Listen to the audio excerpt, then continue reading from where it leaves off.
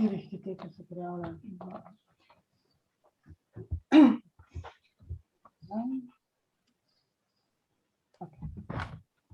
Lepo pozdravljeni, dobrodošli na dogodku v okviru 13. dneva za spremembe, ki ga imamo letos pod naslovom Soustvarjajmo skupnost.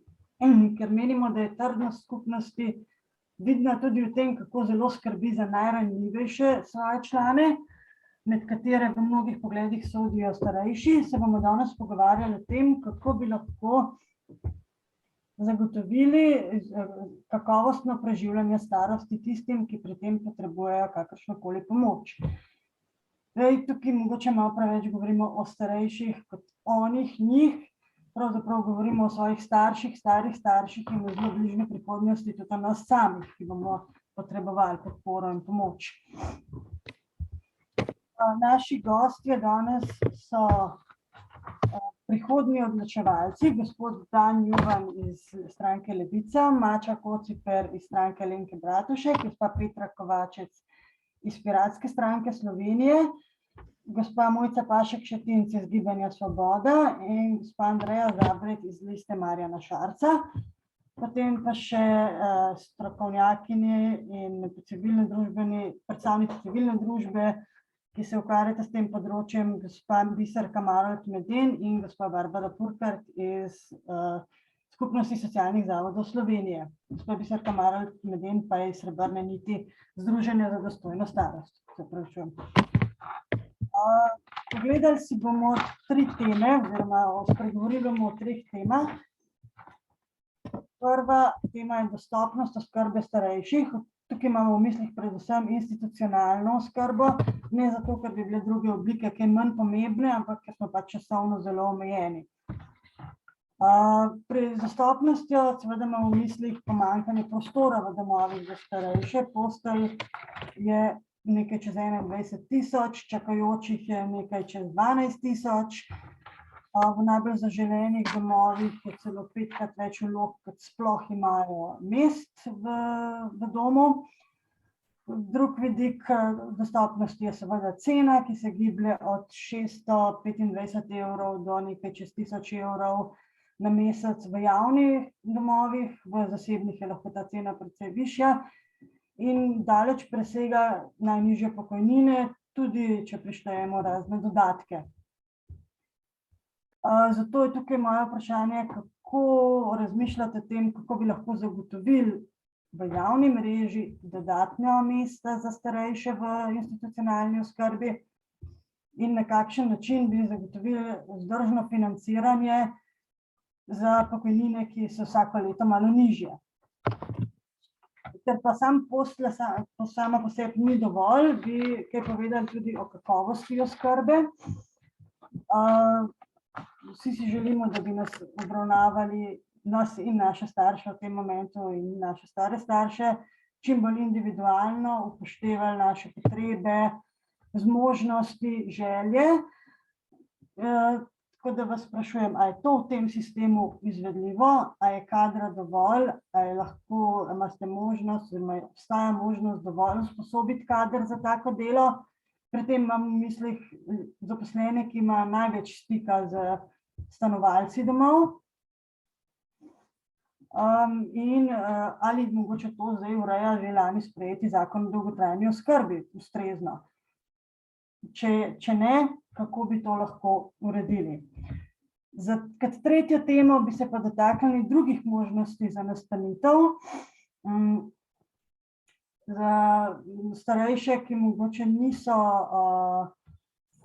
ne potrebujejo še toliko pomoči, pa ne želijo ali pa ne morejo živeti doma, zraven pa ne potrebujejo take oskrbe, kot jo nudi trenutna institucionalna oskrba v Sloveniji. Ali ste razmišljali, so kakšni načrti za kakšne druge vrste skupnosti, naselja, ali pa po drugi strani za kakšne specifične skupine starejših, recimo za bolnike z demenco, ki rabijo drugačno okolje, drugačno skrb in seveda tudi drugače izobražen kader. Da vas kar vabim, da besedi, gremo po abecedi. Pardon, še to moram povedati, če bi imel kdo kakšno vprašanje, naj ga prosim v chat napiše sodelavki Teji Boštjančič, ona bo potem združila vprašanja, ki se bojo ponavljala in bomo na koncu vam dali besedo ali pa vam je zastavila vprašanje. Zdaj pa res k besedi vabim gospoda Juvana, ker začnite 5 minut, imate, izvolite. Ok, živijo, vsem lep prijeten pozdrav. Po številko 1 nisem gospod, sem samo Dan, ampak ok, ni panike. Mogoče bi na začetku probal, imam samo 5 minut, tako da na začetku bi probal neke splošne poante oziroma neke splošne zahteve, ki jih ima Levica v razmerju do sistema dolgotrajne oskrbe, pa je pa probal na hitro pokazati, kje so tisti glavni problemi, ki jih v Levici vidimo, ki se navezujejo tudi na tvoja vprašanja. Zdaj, mi trdno verjamemo, da mora biti sistem dolgotrajne oskrbe solidaren in javen. To solidarno pač pomeni, da mora biti sistemsko financiran na socialno pravičen način. In ta zakon, ki ga imamo zdaj, pač nima tega osnovnega ogrodja, osnovnega pogoja možnosti, da bi lahko imeli v Sloveniji nek stabilen sistem dolgotrajne oskrbe. Pač nima predvidenega financiranja. Če hočemo imeti kjerkoli sistem, a je to šolstvo, a je to, ne vem, zdravstvo, vemo, da moramo pač pobrati prispevke za to. Pač v Levici smo pač na tem, da morajo biti prispevki za to pobrani progresivno, pravično, torej tisti, ki imajo več premoženja in dohodkov, morajo plačati več, tisti, ki imajo manj. Tako da to je samo ena taka osnova, ki bi mogla držati pri vsakem načrtovanju enega tog velikega sistema, kakor je sistem dolgotrajne oskrbe, sploh glede na to, kakšna je demografija v zahodnih državah. Ko enkrat to imamo, je lahko tak sistem dostopen vsem. Torej, ali po principu, da je brezplačen, ali po principu, kakor imamo v vrtcih, kjer so pač subvencije za različne dohodkovne razrede. To je lahko pač odprta debata, na kakšen način, ampak to dostopnost je treba v primerjavi s tem, kar imamo zdaj, pač izboljšati oziroma zagotoviti. Ker jaz bi rekel, da sistem ni dostopen, niti po kapacitetah, niti v smislu financ. In pa potem iz tega tudi izhaja, da mora biti kader dostojno plačan, ker ni. K temu lahko kasneje. In tretje, da se financira razvoj pač tega področja v strokovnem smislu, da se potem lahko dejansko pogovarjamo o načrtovanju, organizaciji in izvedbi raznih bolj horizontalnih oblik skupnostnega bivanja in tako naprej, da lahko tudi potem gremo iz teh ustanov na drugačne oblike, kar je treba seveda podpirati, ampak v sistemu, kot je zdaj, je to stihija. Druga stvar je, da je javen.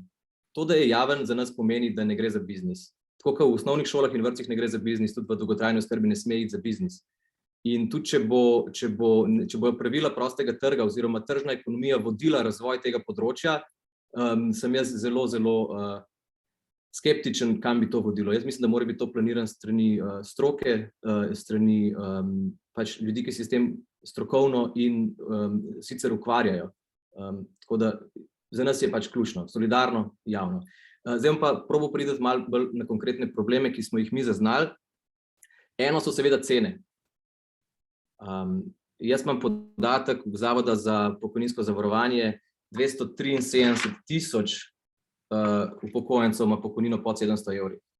Pri 700 evrih se začne oskrba 1. Oskrba 2 smo že na jurja. Tako da cene so pač previsoke in so pač tudi posledica tega, da pač nimamo nobenega sistema, mislim, vzpostavljenega, kjer bi pobirali prispevke, da bi lahko to financirali. Zdaj, potem pri cenah moram nujno izpostaviti to, da so cene pri zasebnikih 30 oziroma 27,7% dražje, je oskrba dražja pri zasebnikih. In zdaj, če povečujemo število zasebnih domov s koncesijo, pač dražimo oskrbo. Tukaj je treba vedeti, da ko ministrstvo sklene koncesijsko pogodbo z zasebnim izvajalcem, mu da možnost, da del svojega stroška, ki ga je rabo, da je zgradil dom, zaračuna neposredno uporabniku. Torej ti uporabniki iz svojega žepa plačujejo za cegle od tega doma ali pa za kredite na banki, ki ga je pač zasebnik vzel. Medtem ko uporabniki v javnih domovih ne plačujejo za to investicijo, ker smo mi vsi plačali za to investicijo skupaj s progresivnimi davki. Oni imajo v bistvu flat rate davek na svojo oskrbo. Tako da to je velik problem in problem je tudi to, da v bistvu ministrstvo, in to je tudi Računsko sodišče ugotovilo, ima možnost, da omeji to višino. Tistih 60% je noter in veliki večini koncesionarjev ministrstvo odobri najvišjo ceno. In kar je Računsko sodišče tudi ugotovilo, je, da so nekateri uporabniki preplačali cegle in preplačali kredite in da so v bistvu zasebniki iz tega naredili profit čisti. To je en velik problem.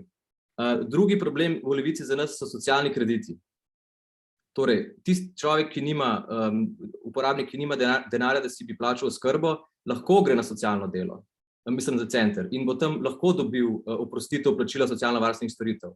Ampak prvo bo mogel pokazati socialni delavki izjavo, da ga njegovi otroci ne morejo preživljati, kar v starejši ljudi postavlja v zelo neprijeten položaj in se veliko ljudi za to ne odloči, to je treba nujno skenslati. In glede socialnih kreditov, oprostitev socialno-varstvenih storitev kot socialni prejemek se vrača po smrti prejemnika.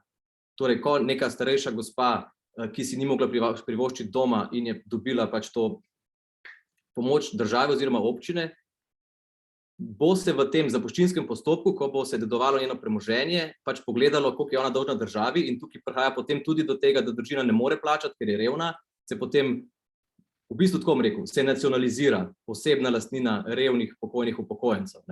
In to stvar bi mogli tudi nasloviti na nek način.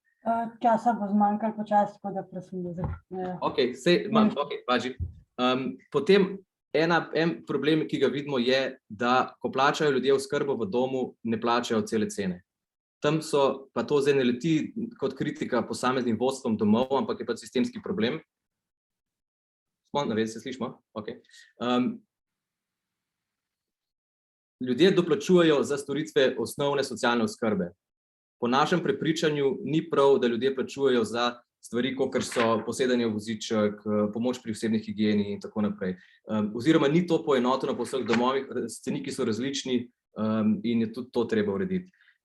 Starejši izgubijo varstveni dodatek, ko grejo v socialno oskrbo, kar tudi ni v redu, da izgubijo tisti dohodek, ki so ga imeli prej, ko niso bili v socialni oskrbi. In pa pač pri kadru, bom zaključil, ne morem v 5 minutah, ampak pri kadru bom samo to rekel pri kadru.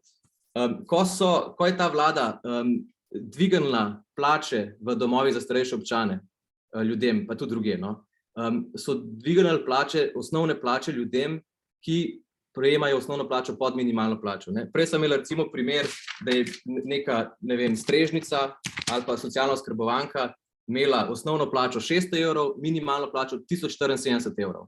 Zdaj imamo pa slučaj, kjer se je osnovna plača dvignila, zdaj ima osnovno plačo 800 evrov, minimalno plačo ima pa 1074 evrov, torej enako minimalno plačo, kot jo je imela pred dvigom cen. Zato moramo tudi na tem področju urediti zakon o minimalni plači in osnovno plačo izenačiti z minimalno, da se bodo ti dvigi osnovnih plač poznali v denarnicah zaposlenih. Hvala. Gospa Kociper, izvolite k besedi.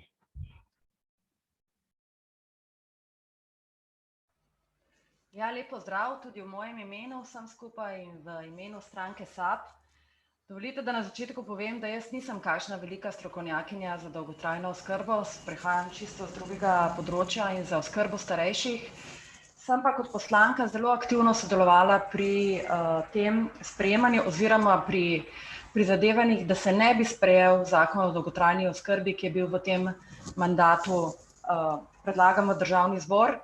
Tako da jaz se bom v svojem izvajanju pač skoncentrirala na to, kar imamo zdaj kot zakonsko urejeno, kje mi vidimo probleme in kaj je treba spremeniti.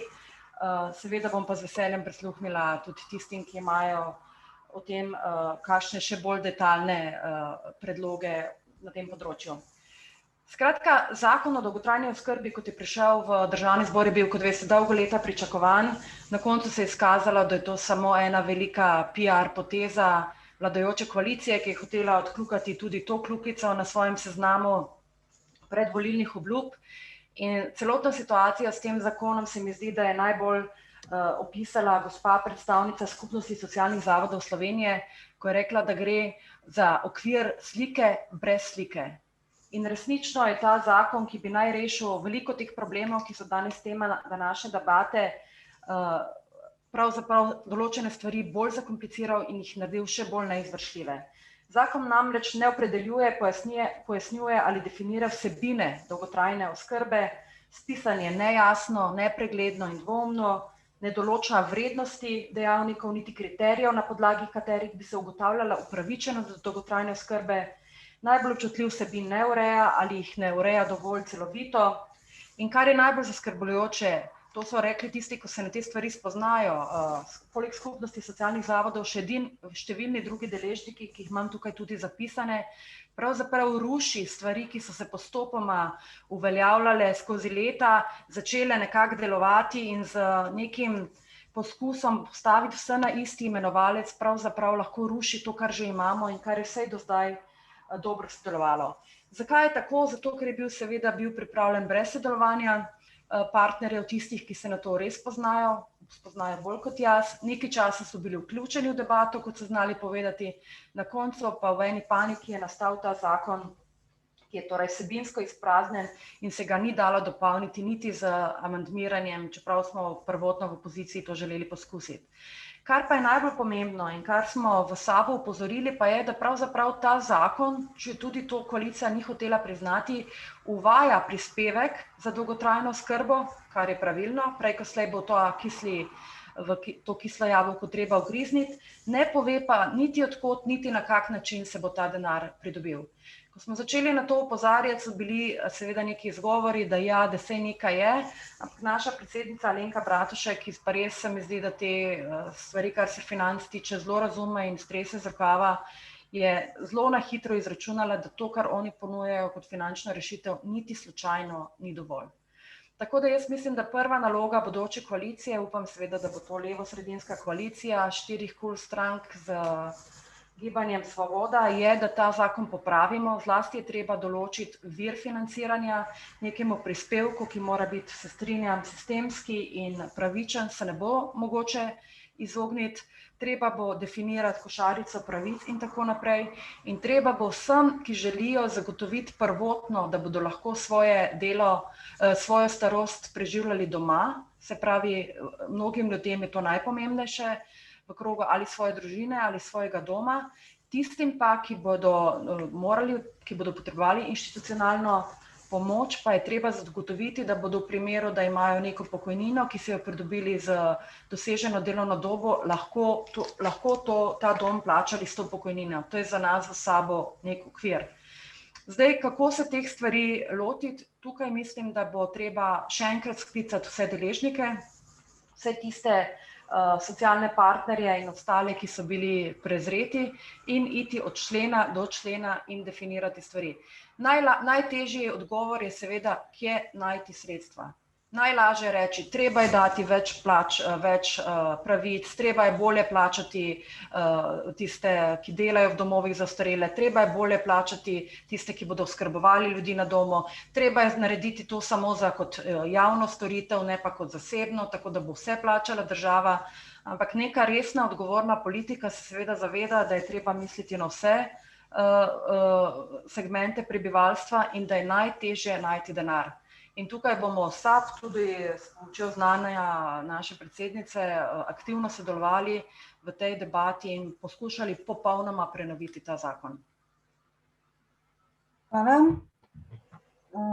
Izčrpen pregled zakona. Gospa Kovačec, vas vabim k besedi. Ja, pozdravljeni, se slišimo? Lep pozdrav v mojem imenu in v imenu Piratske stranke Slovenije. Jaz bom pa tukaj izhajala bolj iz prakse, ko bom odgovorila na ta vaša vprašanja in bom začela s prvim. Kadar govorimo o kapacitetah domov za starejše, mislim, da je najprej treba poudariti, da se moramo odločiti, kaj mi sploh v Sloveniji želimo doseči. Ali želimo več domskih kapacitet ali želimo dolgotrajno oskrbo, se pravi oskrbo na domu. Pač to je ena težava, ki vidimo, da tukaj država daje zelo različne, kako bi rekla, vtise in neke različne poteze vleče, ker po eni strani gradimo neke dodatne kapacitete, po drugi strani pa bi najprej šli na dolgotrajno oskrbo.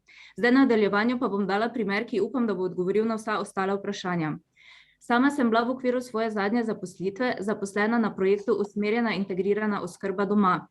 Ne vem, če kaj poznate ta projekt. To je projekt, ki je potekal v Štajerski regiji v 6 različnih projektnih okoljih. In v okviru tega projekta smo izvajali storitve na domu. To je v bistvu projekt, ki je bil financiran iz evropskih sredstev in bi najkasneje prešel v to, kar bo izvajala dolgotrajna oskrba. Mi smo torej na domu občanom nudili, šlo je za fizioterapije, nego, delovno terapijo, psihologinjo smo imeli zaposleno, ki je nudila določene kognitivne vaje, kadar je prišlo do demence. Potem smo imeli socialno delavko, ki je ljudem pomagala urejati različne zadeve. V glavnem vse te storitve so naši uporabniki dobivali brezplačno. V Mariboru, specifično v našem okolju, smo imeli v projekt vključenih nekje 200 uporabnikov. To se bo pa navezovalo, ker vam bom poskušala razložiti, kakšna finančna sredstva dejansko potrebujemo za to, da lahko tako vrste storitev ohranjamo. Namreč v Ptuju, oziroma na Ptuju, kjer so imeli projektno okolje, v katerem je sodelovalo 16 občin, so imeli vključenih nekje 100 uporabnikov. Ti uporabniki so bili upravičeni do enakih storitev kot v Mariboru in zaradi tega, ker se ta projekt letos koncem junija izteka, so želeli te uporabnike ohraniti vključene v to obliko oskrbe. Zato je tamkajšnja direktorica Doma starejših občanov, ker so domovi starejših občanov so bili glavni nosilci tega projekta, potem pa so bili v Mariboru še 4 partnerji, kar mislim, da je bilo isto v ptujskem projektnem okolju. V glavnem, na Ptuju je direktorica Doma starejših občanov naredila izračun, koliko bi to okoliške občine, ki jih je bilo 16, mesečno stalo. Se pravi, da bi vzdrževali celotno osebje, da bi vzdrževali vse te storitve, ki so jih tem uporabnikom na domu nudili. In glede na računico so izračunali, da bi to vse skupaj stalo nekje 155.000 do 160.000 evrov. Kar pomeni, da bi na vse sodelujoče občine to prišlo nekje 10.000 evrov. Kar že, če gledamo na splošno, ni neka ogromna vsota, glede na proračun, ki ga imajo občine. In je to v bistvu predstavlja na seji županskih svetov. Nihče od županov iz teh občin ni želel o tej opciji naprej razpravljati. Zdaj bi jaz to samo pustila tu, da vidimo, ker to, da govorimo o nekih ogromnih številkah, je res, da smo sprejeli zakon o dolgotrajni oskrbi. Jaz bi rekla, da ima številne pomanjkljivosti od financiranja do tega, da poskušajo vse zadeve zdaj urejati za pravilniki, kjer ni niti natančno določenega kadra, pritožujejo vse socialno-varstveni zavodi, ki imajo prav tako nameščene starejše, ni kadra, ni točno določenih sploh, katere storitve oziroma katere storitve določeni oskrbovalni domovi recimo sodijo, do teh vseh finančnih zadev. Ampak tu bi jaz rada opozorila samo na to, da če seštejemo vse to, pa glede na ta izračun, pa glede na količino oskrbe, to, če tudi to razdelimo na neko lokalno samoupravo, to ni visok strošek.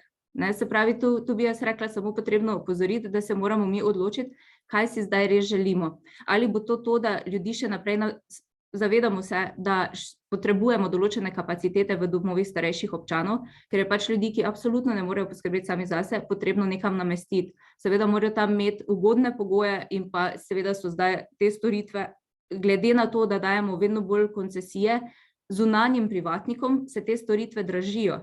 Recimo v Mariboru sta zdaj nastala 2 nova domova, ki sta privatna koncesionarja, kar pomeni, da bo ta oskrba stala več, kot dejansko stane drugače v teh javnih domovih za starejše. Prav tako zdaj v začetku sprejemajo samo ljudi, ki so popolnoma sposobni poskrbeti sami zase. Tako da v bistvu niti niso potrebni še tega, kar bi pač ostalih storitev, ki jih domovi starejših občanov nudijo. Mi smo v Piratski stranki Slovenije odločno naslovili to, kar pač predlaga nov zakon o dolgotrajni oskrbi, in smo tudi podali svoje kritike na ta zakon. Smo pa tudi razmišljali o tem, kaj so še druge možnosti za vključitev skupnosti v to, da bi se razvila lahko dovolj uspešna mreža storitev na domu. Zdaj, storitve na domu niso samo problem dolgotrajne oskrbe in starejših, ampak so problem, ki ga ima celotna sociala na vseh področjih, od duševnega zdravja do vseh ostalih področij, ki so. Zato si želimo razviti kvalitetno mrežo prostovoljcev, ki bodo tudi delovali in bodo lahko delovali na domu in bodo tudi dobili neko povrnitev stroškov za svoje delo. In da bodo se razvile ustrezne skupnostne storitve, ki bodo te storitve nudile na domu. Jaz bi vas prosila, da počasi zaključite, ker je čas. Ja, jaz bi tu kar zaključila, ker mislim, da sem dala pač primer in odgovor na vsa vaša vprašanja, ki ste jih predlagali. Drugače pa se pretežno tudi strinjamo z ostalimi, kar so povedali, zato nisem hotela iti na neko teoretično raven. Hvala. Najlepša vam hvala. Gospa Pašic Šetinc, izvolite. Mikrofon si prejeli. Ja, tako. Hvala. Jaz bi se v bistvu tukaj navezala, ker tudi sama nisem neka velika strokovnjakinja za področje pokojninskega sistema, za področje dolgotrajne oskrbe, za področje domskega institucionalnega varstva. Bi se pa tukaj navezala na gospo Mašo Kociper iz SAB-a, tudi na Dana Juvana iz Levice in bi govorila predvsem o tem, kaj se je zgodilo s tem zakonom o dolgotrajni oskrbi, ki je bil nedavno sprejet v Državnem zboru. Tukaj se zelo strinjam z oceno, ki se jo je podala Maša, in sicer, da je bil ta zakon sprejet populistično. Vsi vemo, kako je do tega populističnega sprejetja tudi prišlo tik pred začetkom volilne kampanje. Skratka, zato, da pač zamahne sedanja vladajoča koalicija s tem, mi smo pa nekaj storili na področju dolgotrajne oskrbe, kar se leta in leta ni reševalo, oziroma se je skušalo rešiti, so se predlogi nizali, pa nekako ni prišlo do konsenza, kaj ne bo zapisano na koncu v zakonu in da bi bil zakon o dolgotrajni oskrbi zares sprejet tak, kot bi moral biti sprejet. Skratka, vsakdo od vas, ki nas poslušate, se v bistvu s tem področjem strokovno ukvarja in tudi veste, kaj bi moralo biti v zakonu, kakšne rešitve bi morali biti. Veliko je pripomb, veliko je upravičenih predlogov, nikakor pa se niste prišli skupaj. Zato na nek način osebno sama, seveda to, da je bil ta korak strani te vladne koalicije, čeprav populističen narejen, da je bil zakon sprejet, na nek način pozdravljam, pa vendar. Strinjam se z oceno, da je zakon slab, da gre za zakon brez vsebine, da gre za prazno lupino in da so vsaj 3 stvari, ki jih ta zakon ne rešuje in so urgentne in bi morale biti rešene takoj, če želimo, da se to področje uredi na nivoju države. To, kar bo treba takoj po volitvah urediti, ker je to pač vrženo na ramena nove koalicije, novega sklica Državnega zbora, je, da bo treba urediti in določiti vir financiranja. To, da bi dolgotrajno oskrbo, kot je zdaj predvideno, kril proračun do leta 2025, če se ne motim, in na to še neka evropska sredstva in neka projektna sredstva, je popolnoma neodgovorno, saj takšne podatke mi dobivamo in verjetno jih imajo kolegi iz sedanjih opozicijskih strank še bolj realne, je skratka neodgovorno zato, ker je proračun zaradi bombonier, ki jih je delila ta vlada pred volitvami, izpraznjen. Že zdaj ob sprejetju zakona bi morali predlagatelji zagotoviti, po mojem mnenju, obvezni socialni prispevek za dolgotrajno oskrbo kot nek stalni vir financiranja. Vem, da so bili izračuni narejeni na Direktoratu za dolgotrajno oskrbo na Ministrstvu za zdravje glede tega obveznega prispevka. Če se ne motim, lahko me tudi popravite, je za izvajanje dolgotrajne oskrbe na leto potrebnih okrog 800 milijonov evrov in če bi sprejeli če bi sprejeli ta prispevek, bi moral ta zagotavljati vsaj polovico virov financiranja za dolgotrajno oskrbo. Sedanja vladajoča koalicija, ki je populistično sprejela prazen zakon, pa očitno zaradi nepopularnosti nekega socialnega, novega obveznega socialnega prispevka, tega ni želela pravočasno umestiti v zakon in se je očitno temu pred volitvami odpovedala. Tako je torej finančno breme v celoti vrgla na pleča izpraznjenega proračuna, ki ga je izpraznila sama, in seveda samo izvedbo na zdravstveno zavarovalnico, ki se s socialnim prispevkom tega tipa doslej sploh ni ukvarjala, po mojem vedenju. Vlada ji pa hkrati tudi ne zagotavlja sredstev za njeno redno delovanje v okviru zdravstvenega zakona. Skratka, po mojem mnenju, to, kar bo padlo na pleča nove koalicije je in novega sklica Državnega zbora je, da bomo morali nemudoma zagotoviti vir financiranja za dolgotrajno oskrbo. Drugič, to, kar je Maša že povedala, kar je v bistvu izpostavil tudi Dan in kar je izpostavila tudi kolegica iz Piratske stranke, je, da v bistvu mi nimamo znotraj tega zakona in tudi sicer opredeljene košarice storitev dolgotrajne oskrbe, kdo so upravičenci, vsi vemo, kaj nam bo v košarici, ki seveda je obvezna, ki mora biti obvezna in kjer gre za javno plačane storitve oziroma mora iti za javno plačane storitve, pa v bistvu ne vemo, to sploh ni določeno, ni v zakonu, v bistvu ni opredeljeno, to so preprosto prepustili neki prihodnosti.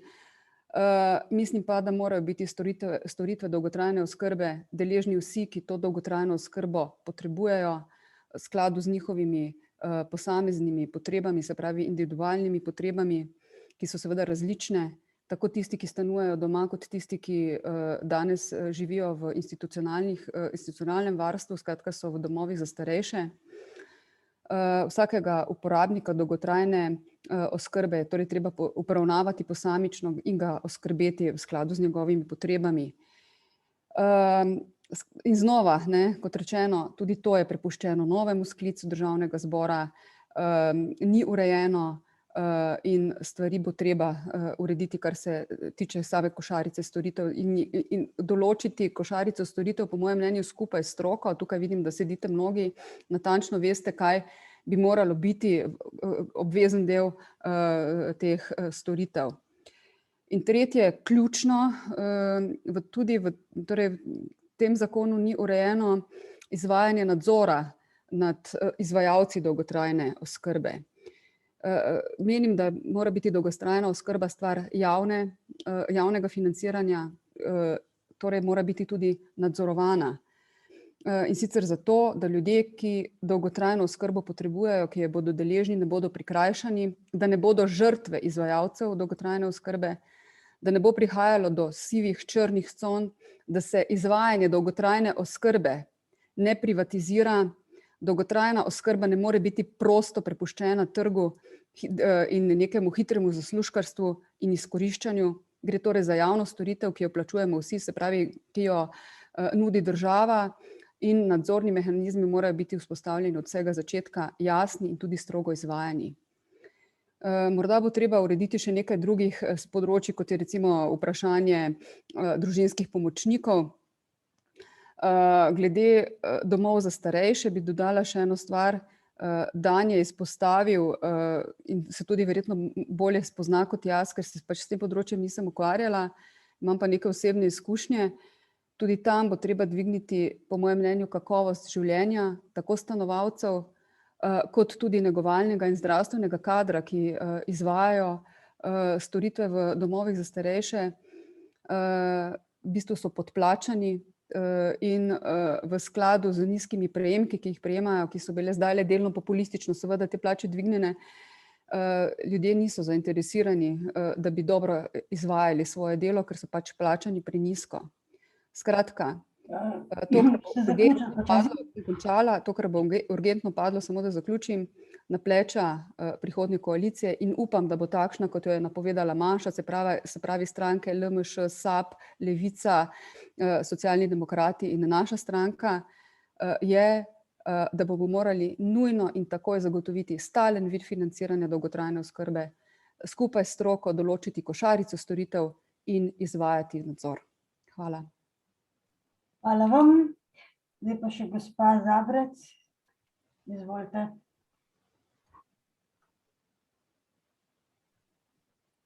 Ja, hvala za besedo in lep pozdrav vsem prisotnim. Zdaj, 5 minut je res malo, da vse teme zaokrožimo, ampak okej, se bom poskušala osredotočiti res v bistvu na naše rešitve in stališča.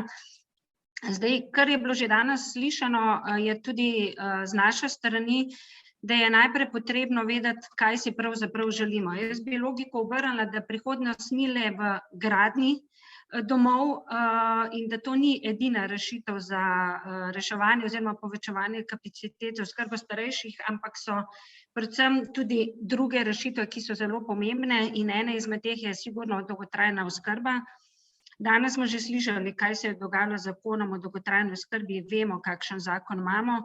In prav nobene potrebe ni bilo, da vlada pravzaprav ta zakon premakne v izvajanje v letu 2024 in s tem dodatno še naredi pritisk na domove za ostarele. Zato je naša prva temeljita sprememba, ki jo napovedujemo. V LMŠ je to definitivno skupaj z bodočo koalicijo, da spremenimo ta zakon o dolgotrajni oskrbi in popravimo vse stvari, ki danes v tem zakonu niso v redu, predvsem se pravi tudi glede samega financiranja, bom še malo več o tem kasneje povedala. Zdaj, ta zakon bo potrebno narediti v dialogu in s socialnimi partnerji, predvsem pa se mi zdi pomembno z uporabniki in pa izvajalci dolgotrajne oskrbe, kot so tudi recimo razne nevladne institucije, recimo ena izmed teh je tudi Srebrna nit, ki zelo dodobra poznajo to situacijo in s takimi partnerji je potrebno ta zakon popraviti in ga urediti. Zdaj, če govorimo še o alternativnih rešitvah, ki so možne za razbremenitev in za oskrbo starejših in pa vseh drugih, tudi se vemo, da dolgotrajna oskrba ni samo za starejše, da je nad 18 let, so potem tudi razni dnevni centri, bivalni centri oziroma skupnosti, oskrbovana, varovana stanovanja za nakup ali najem. Potem so pa tudi določene e-storitve, e-zdravje, seveda je to vse odvisno od določene specifike ljudi, ali so to starejši ali danes je bilo rečeno tudi demenca in tako naprej, se pravi je odvisno, ampak obstoja več različnih rešitev, ne samo kot domovi za ostarele. Zdaj, kar se tiče cenovne dostopnosti bivanja v domovih, ja, cene so absolutno previsoke in predvsem bo potrebno poskrbeti kot prvo tudi, se pravi, za cenovno politiko, potem pa za dostojno višino pokojnine. Zdaj v LMŠ pač je naš cilj, da pokojnina ne bo nižja od praga tveganja revščine, ki je danes pri 738 evrih. Se pravi, bo potrebno dostojno višino pokojnine urediti. Seveda, zdaj ta višina je zdaj za polno dobo, bo pa potrebno, vemo, da vsi nimajo polne dobe in imajo temu primerno še nižjo pokojnino, zato se nam zdi prav, da država kot socialna država poskrbi tudi za tiste, ki nimajo pokojnine za polno dobo, bo potrebno tudi za te poskrbeti. Potem bo morala država svojo politiko poskrbeti tudi za tiste, ki bi lahko delali, pa ne delajo, se pravi, jih je potrebno spraviti čim prej na trg dela, da čim več ljudi prispeva v pokojninsko blagajno. Ena stvar, da bojo lažje dostopne oziroma višje pokojnine, so tudi višje plače, se pravi, tudi plač se bo potrebno lotiti. Naslednja stvar je zakon o pokojninsko-demografskem skladu, bo tudi verjetno tematika in stvar pogajanj oziroma naslednje koalicijske pogodbe, tudi pokojninsko-demografski sklad bo zmanjšal pritisk na pokojninsko blagajno. In pa seveda, kar je bilo danes že velikokrat slišano, sistemski vir financiranja za financiranje, se pravi dolgotrajne oskrbe.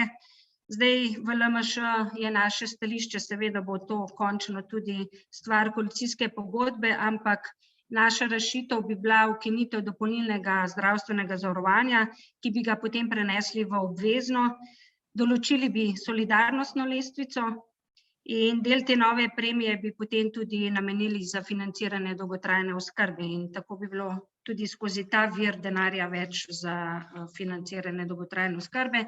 Vemo, da je ta vlada tudi prenesla, da dolgotrajno oskrbo na domu bojo izvajale občine. Občinam se je naložilo samo naloga, ne pa vir financiranja, tako da bo treba tudi tu poskrbeti, da bojo občine pravzaprav lahko sploh izvajale to storitev. Zdaj, kar se tiče še kadra, mogoče par besed, ja, kadra je absolutno premalo, zdaj mi recimo, kar se tiče dodatnih nastanitev, postelj, to lahko praktično se stvari čez noč uredijo, ampak kadra pa ni dovolj, ne. In za kadre bo potrebno definitivno poskrbeti za dodatne zaposlitve, prekvalifikacije, izobraževalni sistem, seveda to so stvari, ki ne grejo čez noč. Vsekakor se bo verjetno treba prijazni, da bo potrebno zaposlovati tudi tujce, saj kadra nam ne manjka samo na socialnem področju, zdravstvenem, ampak praktično na vseh področjih. Tako da bo potrebno zaposlovati tudi tujo delovno silo, ki pa jo bo potrebno tudi nagraditi s primernimi plačami, pa ne samo tujce, vse te kadre, ki bojo delali na tem področju. In pa predvsem, kar se tiče tujcev, je večkrat oziroma je največji problem, da se zatakne pri reševanju vlog za tujce, predvsem na upravnih enotah, tako da bojo potrebne tudi začasne premestitve ljudi, ki bi lahko reševali te vloge za tujce. Zdaj, morda še kako se individualno obravnavo starostnikov. Potrebno bo urediti kadrovske standarde in normative. Potrebno bo spremeniti socialno zakonodajo, namreč vemo, da imamo več kot 25 pravic iz javnih sredstev, denarni socialni prispevek, otroški dodatek. Dobro, jaz vas prosim, da počasi zaključite. Ja, se pravi, potrebno bo spremeniti to zakonodajo, zaključujem, Poskušala sem povedati en kup že konkretnih rešitev, ne samo kritizirati, kaj se je delalo do zdaj. Tako da na kratko toliko, pa če bojo potem še vprašanje, bom pa še odgovorila. Hvala. Hvala vam. Zdaj pa bi povabila gospo Maro Meden iz Srebrne niti, da razloži še svoj pogled, ki je verjetno precej drugačen od pogleda odločevalcev. Izvolite. 5 minut je res premalo, ker imamo zelo veliko sistemskih problemov in veliko konkretnih problemov, ki bi jih lahko začeli reševati takoj. V Srebrni niti smo natančno proučili programe strank. Še predtem smo pa strankam posredovali naše predloge za njihove volilne programe. In glede na to, da so bili ti predlogi v zelo majhni meri upoštevani, smo poslali že tudi predloge za koalicijsko pogodbo.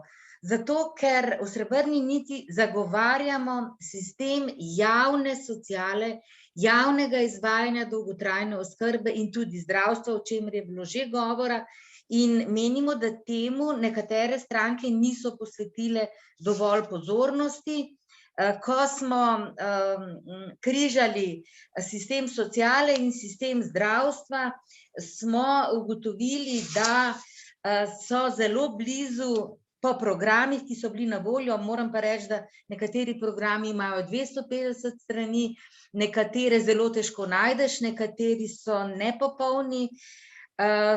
Smo prišli do strank po abecedi: Levica, Lista Marjana Šarca, Piratska stranka, Socialni demokrati in Stranka Alenke Bratušek, ki zagotavljajo tisto, kar si mi želimo, in deloma Gibanje Svoboda, čeprav danes, kar je govorila gospa Šetinc Paškova, zadeve že izgledajo malo boljše. Se pravi, da se tudi programi strank spreminjajo in da bo zelo pomembno to dogovarjanje o koalicijski pogodbi, kjer pa upam, da bodo tisti, ki zagovarjajo javni sistem, ki zagovarjajo solidarnostni sistem, ker vemo, kakšna je revščina v Sloveniji, in da bodo tisti pač prepričali vse, da bomo v nadaljevanju gradili dolgotrajno oskrbo, ki je tukaj mišljena ne samo v institucijah. Dolgotrajna oskrba je mišljena tako doma, kot tudi v institucijah, ker institucije bomo vedno potrebovali tudi zaradi finančne vzdržnosti, kar je povedala gospa iz Piratske stranke, kako drago je, če zagotovimo vse storitve doma. Enostavno ne gre, pa ne samo z vidika financ, tudi z vidika kadrov. Zato moramo vztrajati na tem, da takoj podpišete kadrovske standarde in normative za področje socialne oskrbe, baje bo to minister naredil pred volitvami, in za zdravstveno nego, tako da bodo kadri razbremenjeni in bodo imeli bolj normalne pogoje dela. In nikakor ne moremo kadrovskih standardov in normativov peljati v sistem skozi pravilnike zakona o dolgotrajni oskrbi, kjer uvajamo neke kadrovske standarde in normative, ki so popolnoma nesprejemljivi tako z vidika izvajalcev, kot seveda z vidika uporabnikov, kajti vsi si zaslužimo dostojno starost in kakovostne storitve, ki pa jih ne bodo izvajali prostovoljci. Prostovoljci so zelo zaželeni, zelo moramo podpirati prostovoljce, imamo jih kar nekaj, ker se to področje razvija, ampak moramo vedeti, kaj prostovoljci lahko počnejo in kaj je stvar stroke in kompetenc, ki iz te stroke izhaja. Vsi pa ugotavljate, da bistven problem je denar. Ta problem se vleče že skozi 20 let, ko se je sprejemal zakon o dolgotrajni oskrbi, kajti nikoli ni bilo soglasja pri odločevalcih, da bomo našli denar. In zdaj je zadnji čas, da najdete denar.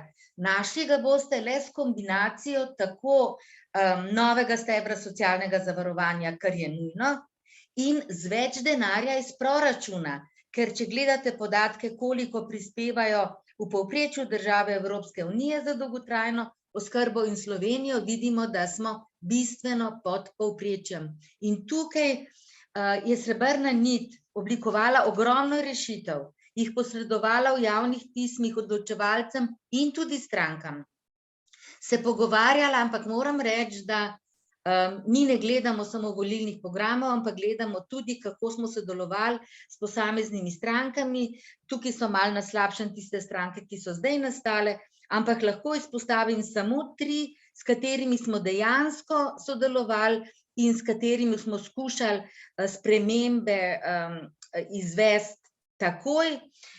Vsi se mogoče poslanci spomnite razprav na odborih v Državnem zboru in tukaj moram izpostaviti samo Levico, Socialne demokrate pa Listo Marjana Šarca. Na žalost smo recimo od stranke Desus dobili odgovore, ne potrebujemo nikakršnih sestankov z vami, ker kao mi vse vemo, čeprav pripombe in predloge, ki pa smo jih pošiljali, so pa upoštevale te stranke in deloma tudi stranka Alenke Bratušek. Tako da upam, da bodo ljudje prebrali vaše programe, da vas poslušajo in imajo pa tudi zelo veliko lastnih izkušenj in se bodo informirano odločali, da bojo pa vsekakor šli na volitve, zato ker obljub je čisto preveč in varčevanja na račun starejših je čisto preveč, zato je treba nemudoma in takoj začeti z akcijo. Pozdravljam vse tiste, ki so napovedali spremembe zakona o dolgotrajni oskrbi. Mislim, da bo to izjemno težko, tako kot se ni dalo z amandmaji, in da bo treba sprejeti kar nov zakon, ki bo pa celovito uredil ne samo financiranje, ampak tudi, kot je bilo rečeno, vse storitve, izvajalce in vse tisto, kar se zdajle na hitro skuša sprejeti s pomočjo pravilnikov, v zvezi s katerimi se pa na srečo, kar se pa dogaja že zadnjih 20 let, da se pristojni ministrstvi za delo in za zdravstvo ne strinjata in prelagata odgovornost z enega na drugega. Zdaj se na srečo delo ne strinja za zdravstvom in ker podpisujeta pravilnika oba ministra, niso bili še podpisani. Zato mi zagovarjamo samostojno ministrstvo za starejše, ki bo celovito skrbelo za dolgotrajno oskrbo. Tukaj le nobeden izmed vas, pa sem kar poslušala, o tem ni rekel nič. Zagovarjamo tudi institut varuha starejših, zato ker smo ugotavljali v zadnjih letih, ko je bilo veliko diskriminacije, starizma, da obstoječa 2 organa, ki sta varuh človekovih pravic in zagovornik načela enakosti nista odreagirala takrat, ko se je dogajala tudi triaža v domovih in takrat, ko so po nepotrebnem umirali starejši, ko jim je bil dostop do zdravstvenega varstva omejen. Zato tudi zahtevamo, da se to obdobje razišče, poišče odgovornost, predvsem iz razloga, da se to nikoli več ne bi ponovilo. Vam pa moram povedati, da dnevno dobivamo na srebrno nit pisma. Lahko počasi zaključimo. Ja, hočem reči, da je toliko problemov konkretnih, da pogovarjate se s civilno družbo, poslušajte jih in skušajte te probleme reševati. Hvala lepa. Hvala vam. Zdaj pa še zadnja govornica, Barbara, izvoli. Ja, lepo pozdravljeni. Jaz bi na začetku rada povedala, da v skupnosti socialnih zavodov ne podpiramo zakona, dokler ne bodo sprejeti ustrezni izvedbeni akti za zagotovitev varne in kakovostne oskrbe. Ker na tak način, kot je zdaj urejeno, si ne predstavljamo, da bi lahko zagotavljali varno in kakovostno oskrbo. In nasprotujemo tudi vsem pravilnikom, ki so bili zdaj sprejeti, ker na isti način ne zagotavljajo varne in kakovostne dolgotrajne oskrbe. Na zakon o dolgotrajni oskrbi in na vse pravilnike in vse ostale akte smo podali dopolnitve. Skušali smo sodelovati, samo so nas pri oblikovanju tega zakona v zelo majhnem odstotku upoštevali. In pač zakon smo na začetku podpirali, ker menimo, da seveda je to področje potrebno urediti in smo ga predolgo časa puščali neurejenega. Tudi v Evropi smo med zadnjimi, ki tega področja nimamo urejenega. Ampak zakon tak, kot je nesprejemljiv, zaradi tega, ker vse delo, ki smo ga vlagali, ves razvoj, ki smo ga vlagali v domovih za stare, je prezrl in uvaja nek zelo medicinski model, ki izključuje individualno izbiro starih ljudi, kaj si želijo, kaj pričakujejo, in na tak način pač ne moremo delati. Zdaj, meni je bilo zelo všeč, Katarina, kako si začela to okroglo mizo, a ne? Zdaj, mi se ne pogovarjamo o enih imaginarnih starih ljudeh, pa o tem, kako enkrat nekoč, če bomo stari, ampak ta problem, da mi nimamo poskrbljeno za naše stare ljudi, je tukaj. To je tako kot podnebne spremembe, ki zdaj se začenjamo pogovarjati o njih, ampak te stvari so že tukaj in mi to že ves čas vemo. Ves čas vemo in enostavno je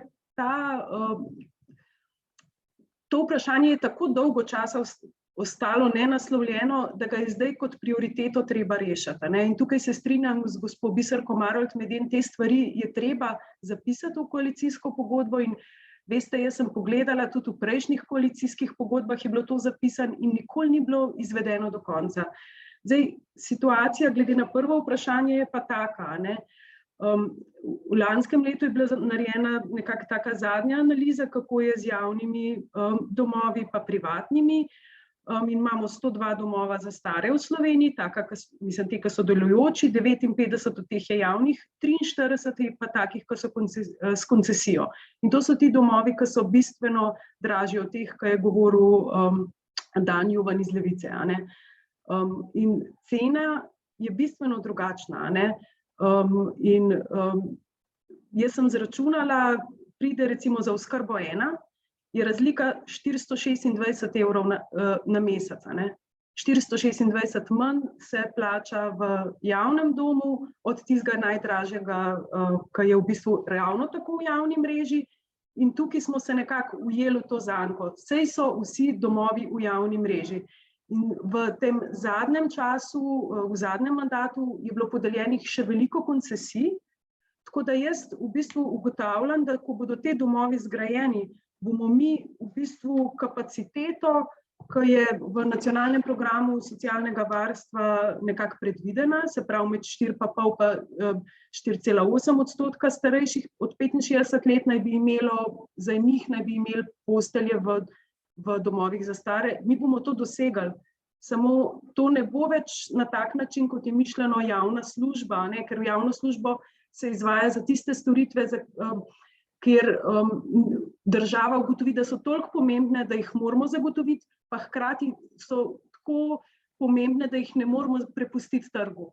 Pri nas se je pa zdaj to zgodilo, ne? Da je v bistvu trg prišel noter, tako da sploh nismo opazili, a ne? Sploh nismo opazili in bo zdaj več, po mojem mnenju, nisem šla preštet, ampak če bodo vsi ti domovi zgrajeni, bomo mi kapaciteto imeli, ampak tako kot ste prej čisto vsi ugotavljali, mi ne bomo imeli ljudi, ki bi delali. Ljudi, ki bi lahko delali noter. Ker tudi te plače nazadnje, ki so šle gora, ne, te številke, to so bile bruto plača, to ni bila neto 1000 evrov, to je bruto plača.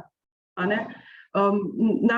Našim ljudem se je po par evrov poznali povišanje in mi imamo ves čas, vsi domovi v Sloveniji, ne, imamo zunaj razpise za delo, predvsem strokovno delo, srednjih medicinskih sester nam manjka, za negovalke še nekako dobimo, bolničarjev nam manjka, kronično. In mi ne da imamo problem s tem, da nimamo dosti kapacitet, ampak mi bomo mogli te kapacitete zapirati, manjšati, zaradi tega, ker nimamo ustreznega kadra, da bomo lahko dostojno poskrbeli za naše stanovalce. In dokler te poklici, pa v bistvu starejši v družbi ne bodo dosti spoštovani, dokler bomo mi to gledali, tako kot je recimo v medijih, ne, mi se ves čas pogovarjamo samo o pritisku na pokojninsko blagajno. In to naši stari poslušajo. In mi otroke vzgajamo, da so stari pritisk na pokojninsko blagajno. Od kdaj nismo več ponosni na to, da smo dolgoživa družba, da imamo tako zdravstvo, socialo, da lahko uživamo s našimi starimi ljudmi, da ni več medgeneracijske solidarnosti. Kdaj se nam je ta neoliberalizem zgodil? Jaz ne vem kdaj, kar naenkrat. Kar naenkrat je tukaj in kar naenkrat nam je vse ušlo in stari ljudje se zares počutijo kot strošek in ne samo to, tudi kot da so škodljivi. In a veste, jaz se tega ne grem.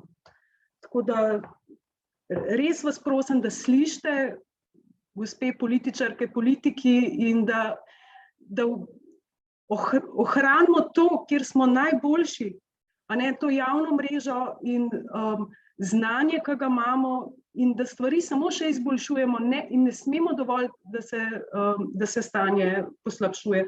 Pa še samo, što sem hotela povedati kolegica, ki je rekla iz Piratske stranke, ne, o tem projektu. Ta projekt je potekal po celi Sloveniji, ne, in je bil zelo realno, je bilo ocenjeno, koliko se denarja rabi za te stvari, ne, in je škoda, da je ostalo na nivoju projekta. Hvala, Barbara. Zdaj, preden gremo k replikam, bi pa jaz sam še nekaj omenila, ker ste omenjali prostovoljce in ker prihajam iz prostovoljske organizacije, bi rada pri tem na nekaj opozorila, da prostovoljci so super in lahko veliko pomagajo pri tem, da se ohranja samostojnost, da se širi socialna mreža, da starejši ali pa kdorkoli ni osamljen.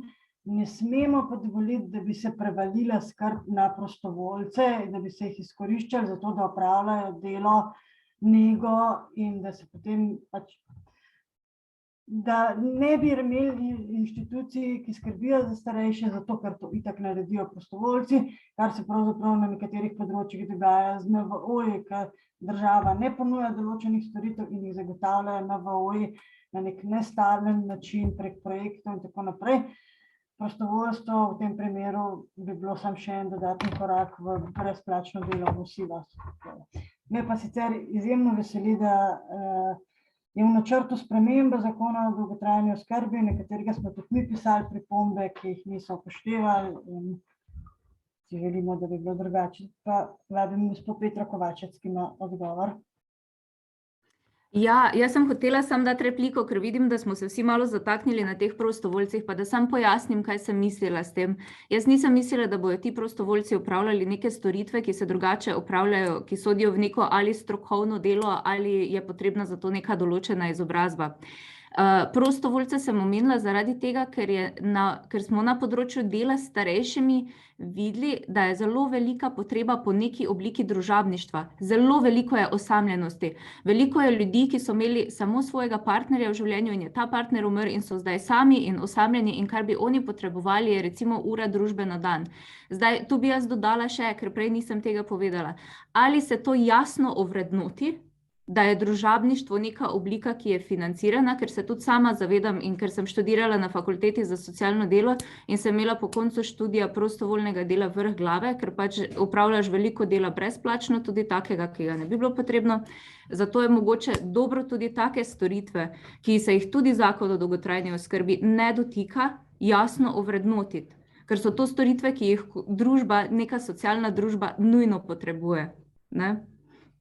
Naslednja zadeva, ki sem se želela dotakniti, pa sem jo tudi izpustila prej, so kadri in standardi v domovih. To sem videla, da je bilo sicer že v odgovorih, se je tu ena gospa tega dotaknila, ampak recimo bom kar konkretno povedala, dom starejših občanov v Mariboru, ni treba, da točno govorimo kateri, ampak na negovalnem oddelku imajo recimo 198 uporabnikov trenutno. Ne vem, če kdo ve številke, kakšno število je pa negovalk po noči na tem oddelku. Bom vam jaz povedala, 3 so. Aha, gospa iz doma starejših občanov, ja, je odgovorila oziroma skupnosti. Ja, ne, 3 so. Jaz sem sicer bila zelo optimistična in sem pri ogibanju na ta odgovor, ko mi je bilo zastavljeno to vprašanje, sem dala dosti višjo številko, ker sem pač mislila, da vseeno nam s kadrom ne šepa tako zelo. Kar se tiče kadra, pa bi jaz dodala še to, ne samo višje plačilo, ampak definitivno tudi ugodnejši pogoji za delo. Zdaj, glede na to, da smo tako kadrovsko podhranjeni, kar se tiče kadra, je edini odgovor, ki ga imajo zaenkrat, kar sem jaz uspela na tem področju videti, povedali so mi, da recimo še nekaj let nazaj, kadar so dali ven razpis za neko delovno mesto, so lahko izbirali med osebami. Zdaj vzamejo čisto vsako osebo, ki vsaj približno ustreza nekim pogojem, ker je tako pomanjkanje kadra. Se pravi, mi se bomo počasi morali zanašati, kot je omenila gospa iz LMŠ-ja, na tujce in tudi na tujce, ki ne bojo taki, ki znajo naš jezik. Se pravi, bo treba tudi prilagoditi te delovne pogoje. Kar pa se tiče pokojnin, pa bi jaz rekla samo to, jaz pa to izhajam iz stališča mladih, pa bom še enkrat povedala stavek, ki ga zelo rada govorim, da se trenutna vlada obnaša, kot da nikoli ni bila mlada in kot da nikoli ne bo stara. Se pravi, pač treba je urediti področje dela mladih tudi, nasloviti prekarnost dela, ker treba je, da vsi prispevamo v pokojninsko blagajno in če bomo prispevali v pokojninsko blagajno, bomo s tem imeli tudi manj težav. Kar se pa tiče še tega projekta, bi samo dodala, sem napačno povedala, da je bil omejen samo na severovzhodno Slovenijo, ampak to zato, ker sem se potem samo dotikala tega dela. Pa mislim, da je moj čas že potekel, vem. Hvala lepa. Hvala. Dan, izvoli. Ene par zabelež sem si naredil, pa bom izkoristil te 2 minuti. No. Mogoče prvo je bilo rečeno, da je prišlo do populistične dviga plač zaposlene v DSO-jih. Je bi še enkrat povedal. Vsem tistim pod 23. plačnim razredom se plače realno niso dvignile, čeprav se jim je dvignila osnovna plača. Sam moramo vedeti, da ni bilo tega dviga za tiste najmanj plače, ni ga bilo. Drugo, jaz prej nisem rekel deinstitucionalizacija, ker sem se bal, da se jim bo jezik zapletel, rekel sem pa horizontalni tipi oskrbe in definitivno je ta stvar zelo pomembna, ampak tukaj danes ni časa za to, da bi se o tem pogovarjali, ker enostavno mislim, lahko omenimo. Hkrati je treba vedeti, da trenutno v institucionalni obliki oskrbe biva ogromno število starejših, ki bojo pač tam do konca. In za to veliko skupino je treba vendarle poskrbeti to, kar sem prej govoril, kaj je vse narobe v domovih starejših občanov. No. Definitivno pa je treba razvijati to področje in pač poskrbeti, da bojo prišle. Mislim, da bo tudi javni sistem bil sposoben postaviti infrastrukturo oziroma postaviti pogoje, v katerih bo lahko pač bolj horizontalni tipi skupnostnega bivanja in pomoči na domu in vse, kar je pač deinstitucionalizirano. Ne. Tretja stvar, glede prostovoljstva. Tudi jaz sem malo se strigel z ušesi, nič narobe. kakršenkoli sistem ne more biti postavljen na tej bazi, ne sme tudi biti postavljen na bazi domačega dela, torej dela družinskih članov. Pa nam se to zdi predmoderno. Stvar mora biti profesionalno zastavljena in ne smemo to izvajati znotraj družin in znotraj prostovoljstva. No, pač to je naše stališče. Vsaj ne sme biti to pač baza oziroma en bistven temelj tega. Mogoče še glede zakona. Ne samo, da je tehnično pomanjkljiv, pač za Levico je konceptualno napačen. In pač na nekih področjih liberalizira to področje in pristaja na to tržno logiko izvajanja storitev in pač naše stališče je ne, da se ga ne bo dal spremeniti. Naše stališče je, da bi ga mogli unga zavrniti, na novega napisati. No, tako da to mislim, ne moreš spremeniti tazga zakona, mi mislimo, da ne. Pa še čisto hitro, vem, da se mi vse izteka, Biserka je rekla, da programe zagotavljajo. Niti programi, niti koalicijska pogodba nič ne zagotavljajo. Treba se bo zmeniti za časovnico in za ukrepe in se zavezati, da se pač določene korake naredi. Ker to, da beremo na papirju te stvari že 20-30 let, dopolnilno zavarovanje recimo, nam nič ne pomaga. Hvala. Gospa Marolt, izvolite. Mikrofon si prižgite še. Ob novih nastanitvah, sobivanjskih skupnostih, pač stanovanjski zakon bi mogel omogočiti, da starejši, ki bi se lahko skupaj vzeli in skupaj preživeli dostojno starost, da to lahko naredijo, ampak rabimo tudi nove postelje v negovalnih bolnišnicah, da niso domovi slab nadomestek bolnišnic, rabimo postelje v hospicih, rabimo podaljšano bivanje z rehabilitacijo in več oskrbovanih stanovanj in bivanjskih skupnosti, dnevnih centrov in več možnosti za kratkotrajne namestitve. Ko nekdo gre po neki ali hudi bolezni, lahko tudi po covidu, za kratek čas v dom in te možnosti zaenkrat skoraj da ni. Pa še nekaj ne smemo pozabiti. Zdaj se je denar delil z evropskih sredstev, se zelo bojim, ampak bolj po strankarski liniji.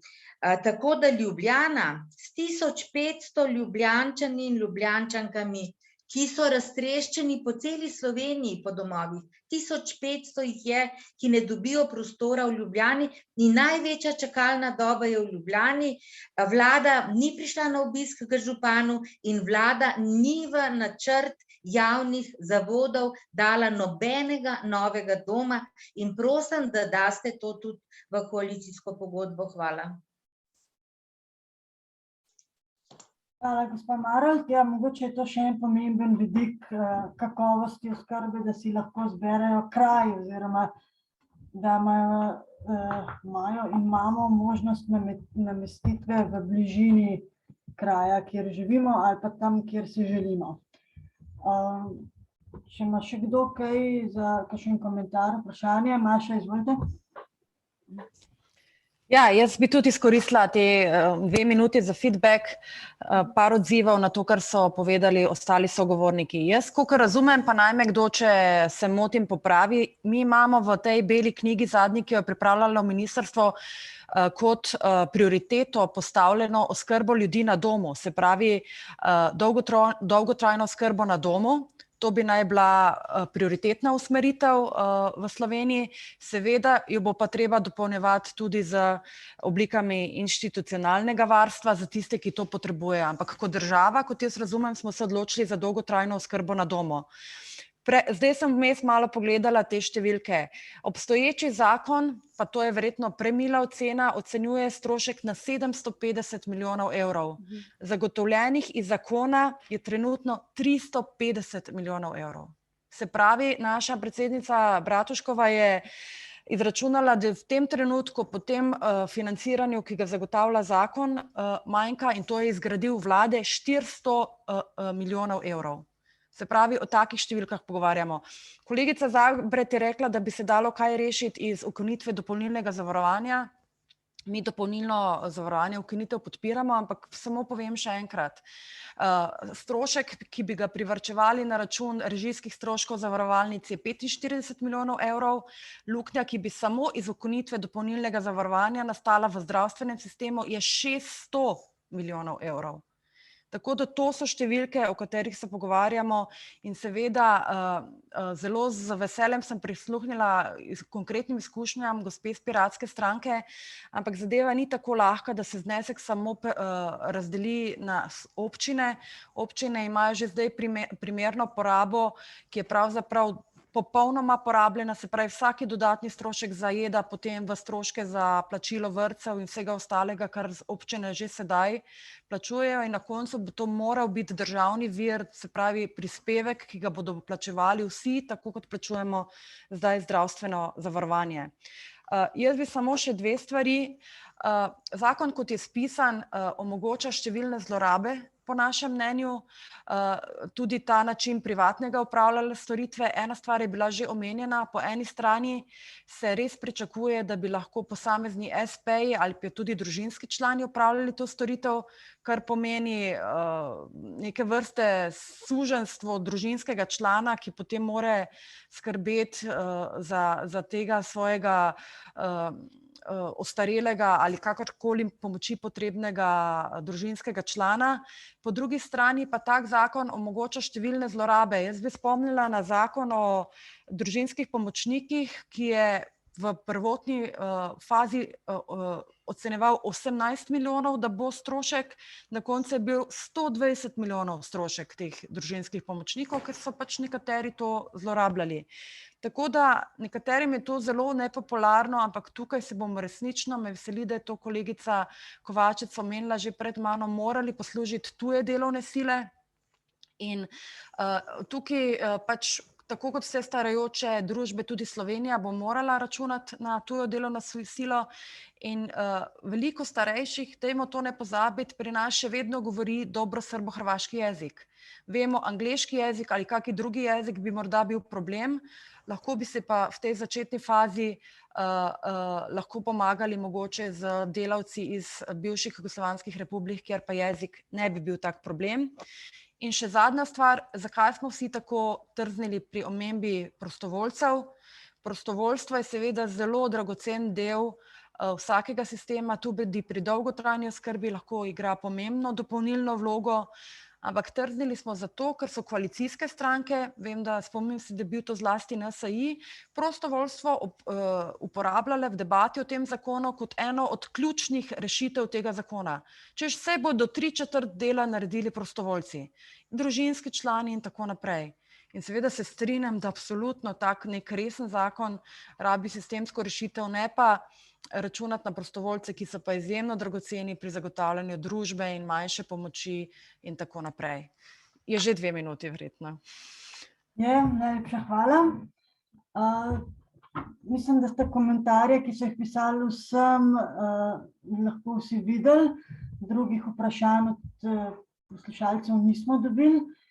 Tako da, če nima nobenega komentarja, odziva, lahko tudi zaključimo danes. Pa močno upam, da se morda po volitvah spet kaj srečamo.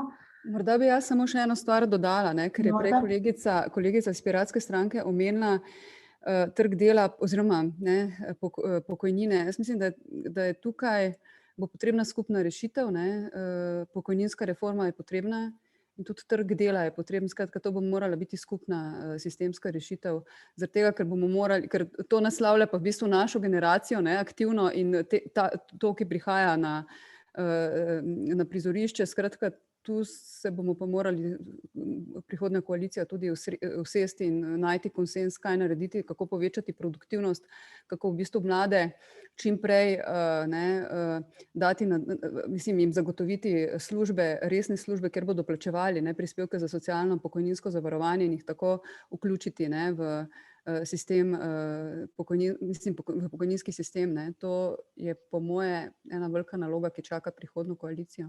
Hvala. Dobro dan, izvoli. Se opravičujem. Prej sem hotel samo intervenirati glede tega, kar razumemo kot davek. Davek je vsak izdatek, ki ga moramo plačati. In če moraš vsak mesec plačati 37 € za dopolnilno zavarovanje, je to davek.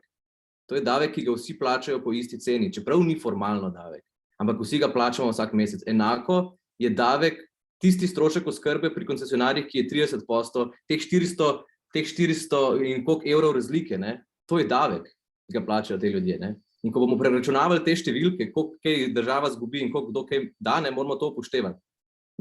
Samo to sem hotel reči, pač imamo neke davke, ki ljudje plačujejo iz žepa in vsi po isti ravni. Hvala. Barbara? Samo še en komentar. Jaz bi samo še glede tujcev povedala, mogoče nek reality check. V našem domu, kjer jaz delam, kjer imamo nekaj čez 300 zaposlenih, imamo ta trenutek zaposlenih več kot 60 tujcev, se pravi s statusom tujca, ne teh sodelavcev, ki so prišli pred 20 ali pa 30 leti iz republik bivše Jugoslavije, ampak teh, ki so zdaj prišli. Pomagamo si na vse načine, tudi v tem novem zakonu smo dosegli, da bo z naslednjim letom znižana stopnja slovenščine iz B2 na B1, naprimer, ampak mi že zdaj stojimo v teh vrstah na upravnih enotah in pomagamo ljudem, da pridejo delati k nam. Tudi Slovenska filantropija nam pomaga s tečaj slovenščine. Tako da to je že zdaj. Mi bomo rabili druge rešitve in tudi absolutno, dokler bo plačilo tako nizko, da bomo ljudem, ko jim zvišamo plačo, jim doplačevali samo malo manj do minimalne plače in bodo svojo delovno kariero dobivali sporočilo, da njihovo delo ni niti toliko vredno, da bi dobili minimalno plačo, da jim je ves čas treba doplačevati, toliko časa ne bo rešitve. Tako da to, da bodo ljudje prihajali zastonj ali pa zelo slabo, skoraj zastonj delati k nam, to ni rešitev, to ni dolgoročna rešitev. Pač skrb za starejše mora spet postati spoštovan poklic. In veste, ko pridejo mladi ljudje k nam kot prostovoljci, mi imamo veliko prostovoljcev, ki seveda, tako kot ste prej ugotavljali, ne morejo nadomestiti plačanega dela pa strokovnega dela. Ti mladi ljudje so zadovoljni in zelo radi pridejo in prihajajo zelo srčni in zelo dobrimi izkušnjami in radi delajo s starimi ljudmi. In jaz sem prepričana, da marsikdo bi prišel delati in bi rad delal s starimi ljudmi in doživljajo neko osebno zadovoljstvo tukaj tudi, ampak seveda morajo pa tudi račune plačati. In jaz našim mladim sestram, ki grejo drugam, kjer jim ponudijo 400 € večjo plačo, jaz jim ne morem zameriti. Jim zaželim vso srečo in mi je žal in rečem, če bodo grdo z vami delali, pridite nazaj. Ampak enostavno nismo konkurenčni in verjemite, da tudi zaradi tega, ker so vsi te poklici feminizirani, ker tukaj v glavnem delamo ženske. Tudi zaradi tega marsikdaj, ne morem stran pogledati, sem prepričana, da tudi zaradi tega imamo tako slabe plače. Hvala. Hvala, Barbara. Plačne razlike med moškimi in ženskami so stvar, ki bi jo bilo treba tudi nasloviti v daljšem času. Jaz se vam še enkrat zahvaljujem, da ste prišli. Upam, da se še vidimo v srečnih okoliščinah, recimo temu. In vam želim vso srečo, gledalcem in govorcem enako. Hvala. Hvala, čau. Hvala. Ja, srečno. Hvala, čau. Svidenje. Hvala, da ste organizirali to okroglo mizo. Hvala tebi, Barbara. Hvala za sodelovanje vsem. Nasvidenje. Svidenje. Svidenje.